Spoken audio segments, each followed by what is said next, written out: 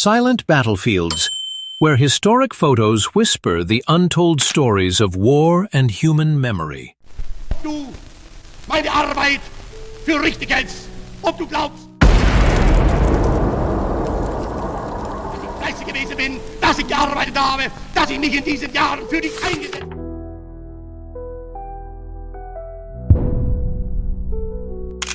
Invite you to continue watching Part 2.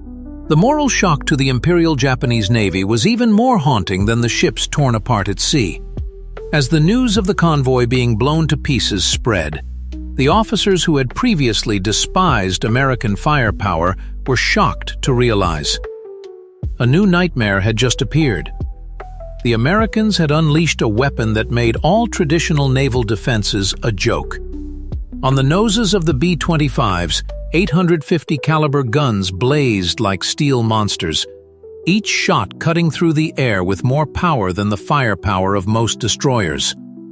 But what frightened the Japanese was their speed and maneuverability. Not the slow ship guns, but the swarms of flying battleships that swooped down like lightning, raining fire from above and then disappearing before the enemy could turn around. Japanese naval doctrine, built on surface battles and conventional bombing, was now utterly powerless. Faced with a devastating machine in the sky that could crush entire fleets in miles, newts, fear had replaced pride in every Japanese sailor. Admiral Isoroku Yamamoto, the supreme commander of the combined fleet, was stunned when the report from Bismarck was placed on his desk. The cold words described a disaster he had never imagined. A dense convoy of ships, supposedly impregnable, flattened in minutes. Yamamoto understood immediately. From now on, any Japanese surface ship entering waters within reach of American air power would be suicidal. The harsh truth was cut like a knife. If the Navy could no longer protect the convoys, then resupplying and reinforcing forward units in the Solomons or New Guinea would be a pipe dream.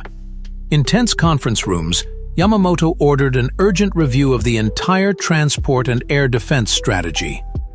But as the door closed, he quietly admitted to his closest officers, there was probably no effective way to counter the new American weapon.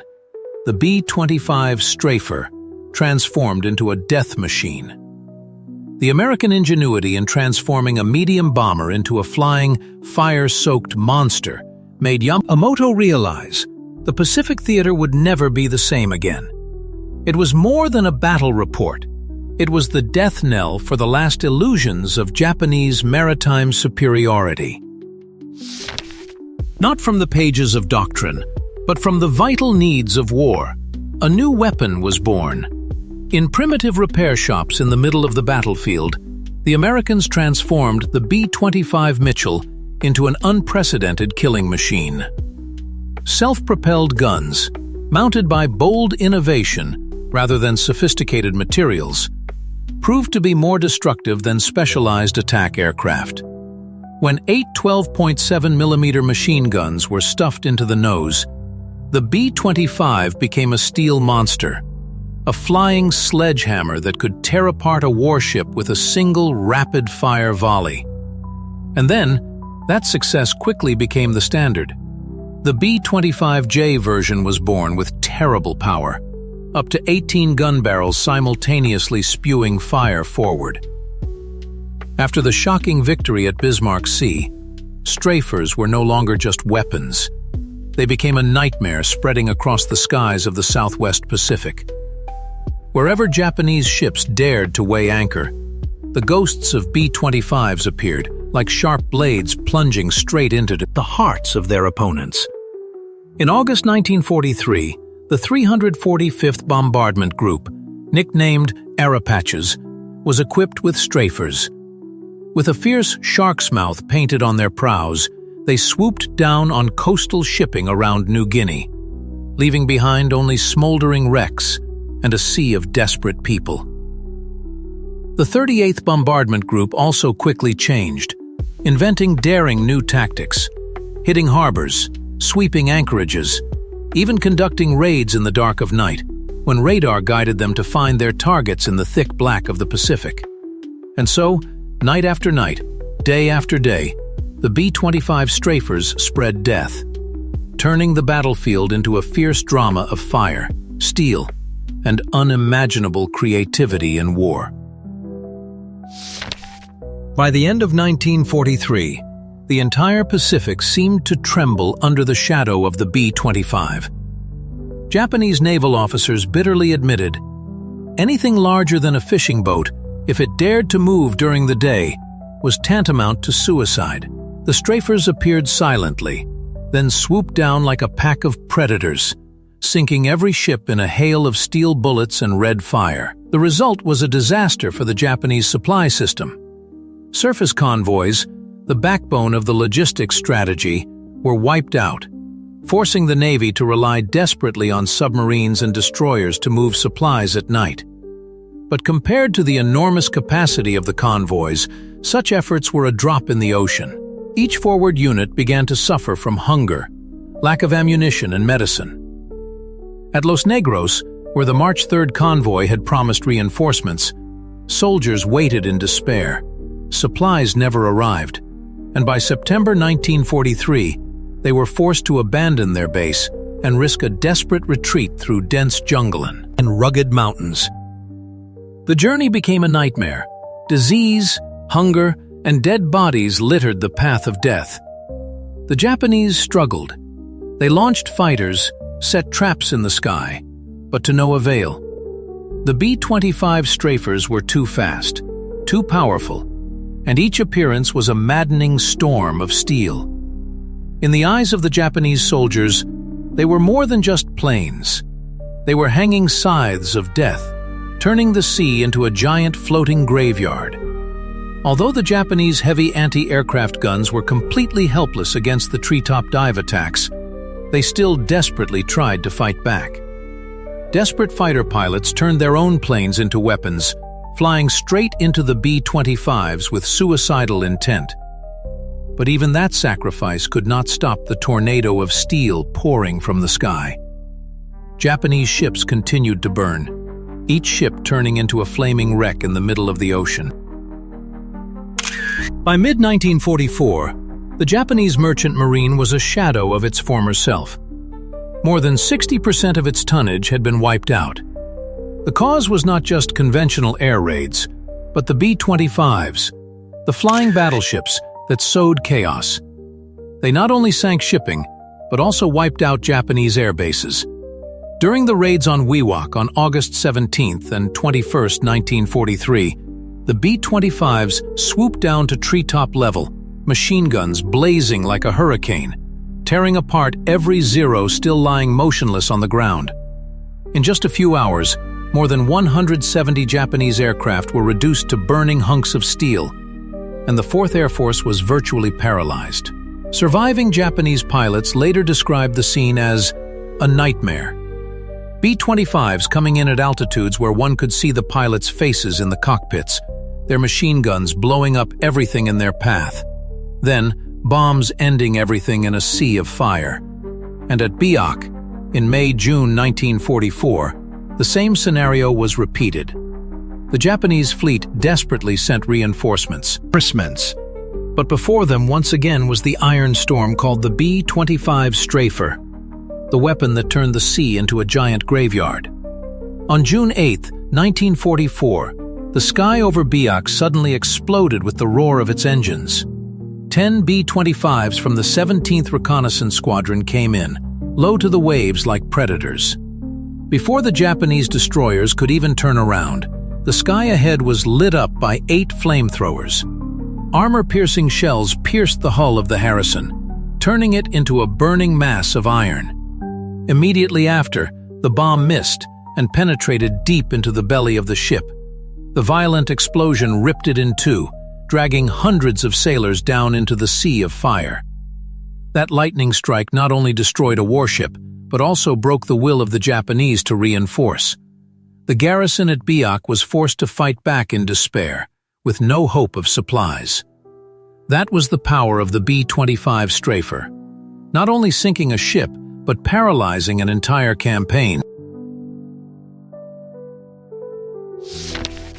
In the sky, B-25s with noses painted with sharks, pin-up women or demons had challenging names like Dirty Dora, Pluto, Hell's Angel.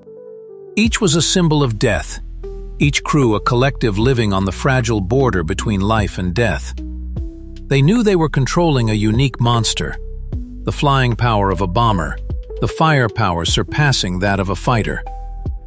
And for them, each successful shot, each sunk ship, meant thousands less enemies setting foot on the battlefield. But for the other side, the memory of the B-25 strafer was an unforgettable obsession. Lieutenant Hiroshi Yamamoto, who was lucky enough to survive when Kaikusi Maru sank, later confessed. The nightmares always returned. In his dreams, he still saw American planes rushing towards him, with 8 eyes of death flashing on his nose. It was impossible to forget that terrifying scene. Commander Toshio Abe, who survived the Bismarck Sea disaster while aboard a rescue destroyer, recounted with trepidation how his crews were paralyzed by the distant roar of aircraft engines. The roar was no longer the sound of the sky, but a death knell. For everyone knew the B-25 strafers could arrive at any moment, and when they appeared, the deck would become hell. The terrifying effectiveness of these flying battleships forced the Japanese command to change its entire strategy. Any movement during the day, which had been routine in 1942, was now tantamount to suicide. By the end of 1943, logistics had become impossible, forcing the Japanese to resort to desperate measures. In desperation, they launched the Tokyo Express, destroyer squadrons that raced at full speed through the night over Guadalcanal, hoping to avoid enemy sight. But when the B-25 strafer was equipped with radar, even the dark of night was no longer a refuge. Ships that were launching at full power were hunted, cut to pieces in the open sea by the gunfire sprayed from the plane's nose. In early 1944, secret reports from the Japanese Navy were written in haunting words. The B-25 strafer is the most feared weapon in the Pacific. More destructive than submarines, more accurate than dive planes, more agile than torpedo squadrons. To them, it was no longer an airplane. It was a nightmare with wings. In the dusty pages of secret documents from the Japanese General Staff, Vice Admiral Shigeru Fukudome admitted a chilling truth. The Imperial Navy had no way to defend against the steel storm from the B-25s. The recommendation that surface ships should keep at least 500 miles away from American bases was like a death sentence, when the entire vast Pacific suddenly fell into enemy hands. From the forward airfields, the B-25s took off, carrying death wherever they went. But the war was not just about the Americans. The Ironbirds also wore the Royal Australian Air Force's wings. 18 Squadron RAAF from 1944 joined the Blood and Fire, flying side by side with the Allies. With terrifying recklessness, Australian pilots dived on Japanese ships off the coast of the Dutch East Indies, the terrain advantage in their hands turning each mission into a coldly precise massacre. The strafer was constantly evolving, from rocket launchers, new gun sights, to experiments with 75mm guns capable of blowing up destroyers. And then came the final beast, the B-25J-22. A metal monster packed with insane firepower. 8 guns in the nose, 4 on each side, the upper turret, the waist position, and even the tail, all combined into a symphony of death. 1,850 rounds per minute rained down like rain, turning any target in sight into a sea of fire and steel. In the darkness of war, its engines roaring, its guns flashing, the B-25 strafer was more than a bomber. It was a flying nightmare that wreaked destruction. The late-war variants of the B-25 strafer were no longer mere bombers. They were flying arsenals, capable of single-handedly destroying entire convoys in minutes. News of this flying steel monster reached Berlin and Rome, leaving German and Italian officers stunned. They could not believe it. The Americans had transformed a medium bomber into a heavy, gun-toting fighting machine.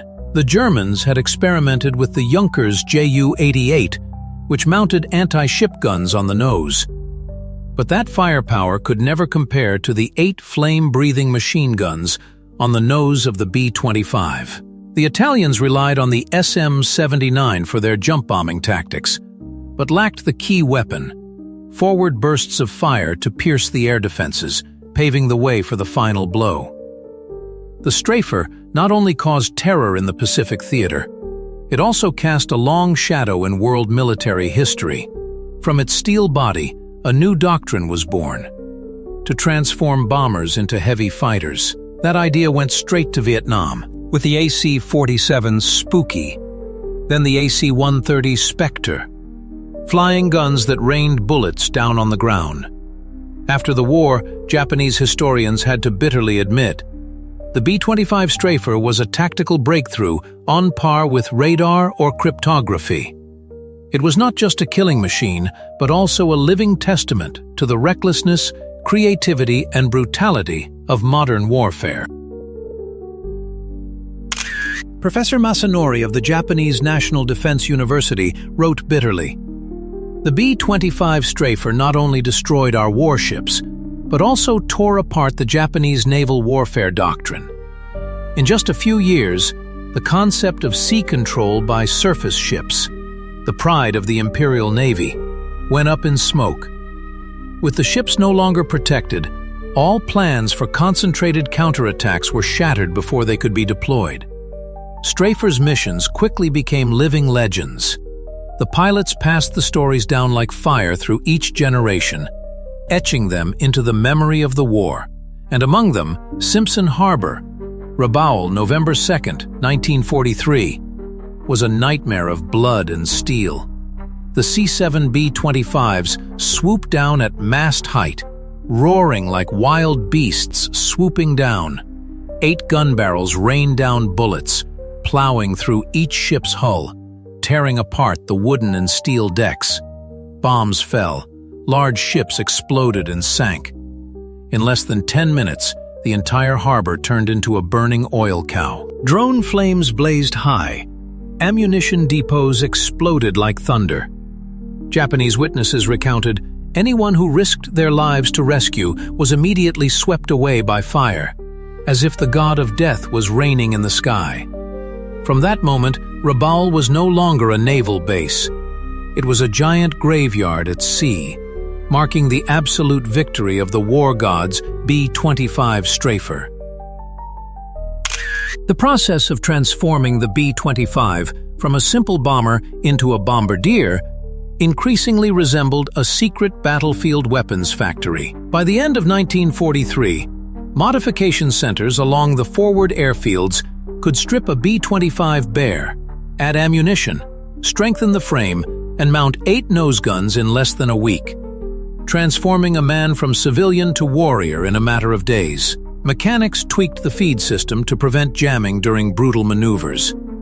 The trigger was modified so the pilot could choose to fire 1 barrel at a time or unleash a barrage of brutal fire directly on the target. Firepower was calibrated down to the inch. Angle, trajectory, density of bullets. Everything to localize the damage at optimum range. In the sky, the jump bombing industry also matured through blood and experimentation. Pilots learned the art of approaching, not in a straight line, but at delicate angles, darting in like an arrow to make it difficult for anti-aircraft gunners to track, while still maintaining bombing accuracy. They found the magic number, dropping a bomb at about 60 feet and 340 yards from the target, so that it bounced once, sometimes twice on the water, and slammed into the side of the ship like a hammer blow. Each lesson, each tweak, from the warehouse to the cockpit, integrated into a cold process that turned the B-25 Strafer into a weapon that terrified the seas. The bomb fuse was also transformed into a weapon of cold precision. 4 seconds for fragile transport ships, 6 seconds for giant armored battleships. The bomb fell, bounced, and then penetrated like a spear destined to kill. The Japanese Navy, desperate, went all out to adapt. Every space on the deck, every square meter of the hull was crammed with light anti-aircraft guns. But even these bullet walls were torn apart by the fierce fire from 8.50 caliber guns, firing simultaneously from the B-25's bow. Some Japanese captains tried desperate moves, stopping the ship on the water, turning suddenly, hoping to confuse the sights. But the B-25 maneuvered like a predator, circling, adjusting its angle, then diving.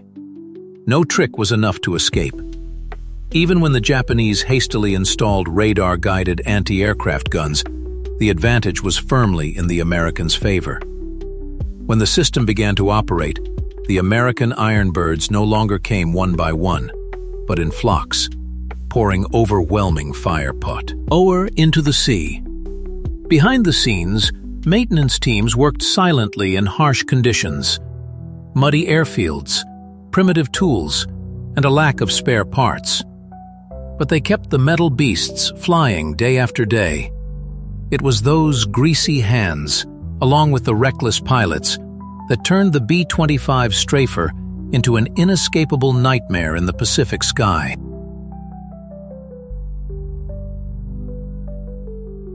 Thank you for your interest and follow-up. Please continue to subscribe so you don't miss Part 3.